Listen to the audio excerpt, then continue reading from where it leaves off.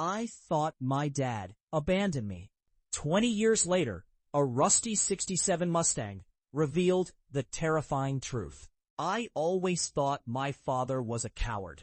For 22 years, the story my mother told me was simple. He packed his bags in the middle of the night, drained their joint savings account, and drove off in his beloved 1967 Ford Mustang, leaving us with nothing but a mountain of unpaid bills. I always thought my father was a coward. For 22 years, the story my mother told me was simple. He packed his bags in the middle of the night, drained their joint savings account, and drove off in his beloved 1967 Ford Mustang, leaving us with nothing but a mountain of unpaid bills. I spent my entire life hating a man I barely remembered.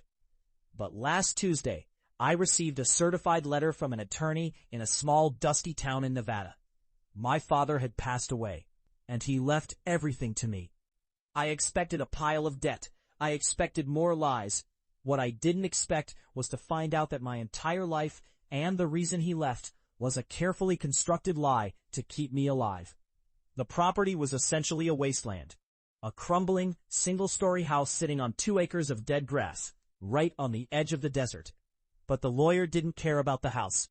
He handed me a rusted silver key and pointed to a massive, corrugated metal garage sitting at the back of the lot. He told me to make sure you open this alone, the lawyer said, before getting into his car and driving away. I stood there for 10 minutes, just staring at the heavy iron doors. The Nevada heat was suffocating, pressing down on my shoulders like a physical weight. I slipped the key into the padlock. It turned with a harsh, grating screech. I pulled the heavy doors open, the hinges screaming in protest, and a cloud of stale, dust-filled air washed over me. It smelled like motor oil, old leather, and secrets. There, sitting under a heavy, moth-eaten canvas tarp, was the outline of a car. I grabbed the edge of the fabric and pulled. The dust swirled into the shafts of sunlight, piercing through the roof. It was the 1967 Ford Mustang Fastback, the exact same car he supposedly drove away in when he abandoned us. Except it hadn't been driven in decades. The tires were completely rotted flat, melting into the concrete. The midnight blue paint was scarred with deep rust, and the chrome was pitted and dull. This wasn't the getaway car of a man living a new, selfish life. This was a tomb. I don't know why I decided to start working on it. Maybe it was anger. Maybe I wanted to fix the one thing he loved more than me, just so I could sell it and erase him from my life completely. I spent 3 days straight in that suffocating garage. I bought a cheap tool set from a local hardware store and started tearing out the ruined interior.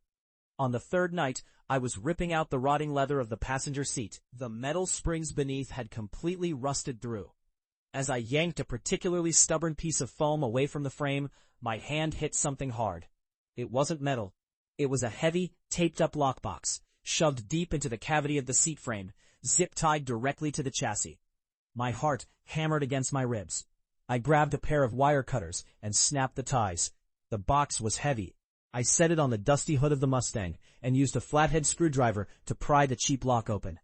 Inside, there was no money. There were no alternate IDs. There was just a thick stack of medical files, a heavily worn journal, and a single sealed envelope with my name written on it in my father's unmistakable, messy handwriting. The date on the envelope was the exact day before he disappeared 22 years ago. My hands were violently shaking as I tore the envelope open. The paper was yellowed and fragile. I unfolded it and began to read the words that would shatter my entire reality.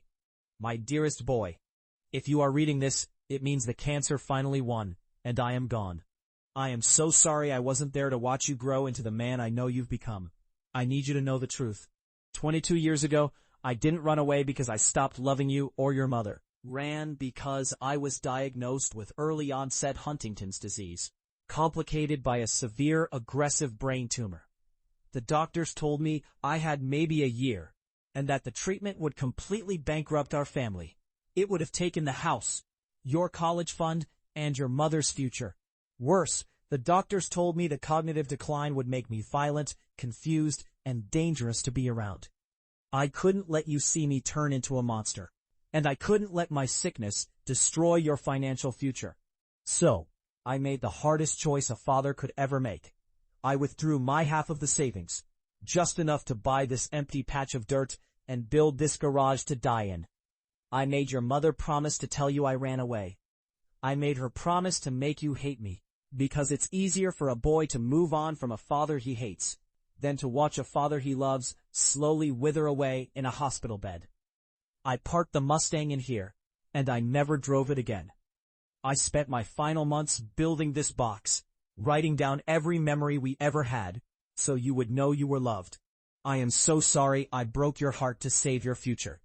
Please, forgive me. I dropped to the concrete floor of that garage and wept until I couldn't breathe. Everything I thought I knew was a lie built on the ultimate sacrifice. I looked up at the rusted, broken Mustang. It wasn't just a car anymore. It was the only piece of my real father I had left. I didn't sell the house. I didn't sell the car.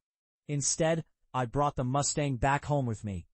It took me 3 years, every spare dollar, and hundreds of hours of blood, sweat, and tears, but I restored it. Every piece of rust was sanded away. The engine roars to life now, louder and stronger than it ever did.